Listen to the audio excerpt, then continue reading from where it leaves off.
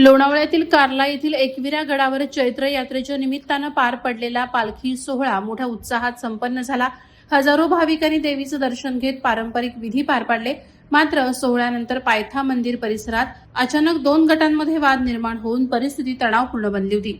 या घटनेचे काही व्हिडिओ आता समोर येत असून त्यात दिसतंय की सुरुवातीला झालेल्या किरकोळ वादाचं रूपांतर काही वेळातच तुंबळ झालं। दोन्ही गटातील युवकांनी एकमेकांवर दगडफेक करत आक्रमक पवित्रा घेतल्याने परिसरात एकच गोंधळ उडाला। भाविकांमध्ये भीतीचं वातावरण निर्माण झालं आणि अनेकांनी सुरक्षित स्थळी धाव घेतली। या घटनेत काही जण जखमी झाल्याची प्राथमिक माहिती समोर येत असून काही वाहनांचंही नुकसान झालंय।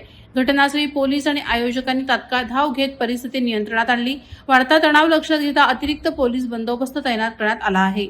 नेमका वाद कशामुळे झाला याचा तपास सुरू आहे। यात्रेच्या पार्श्वभूमीवर घडलेल्या या प्रकारामुळे भाविकांमध्ये नाराजी व्यक्त केली जाते। अत्यंत उत्साही वातावरणात पार पडलेल्या या सोहळ्याला यामुळे गालबोट लागलं आहे। वादळवारा लाईव्ह साठी न्यूज ब्युरो, लोणावळा।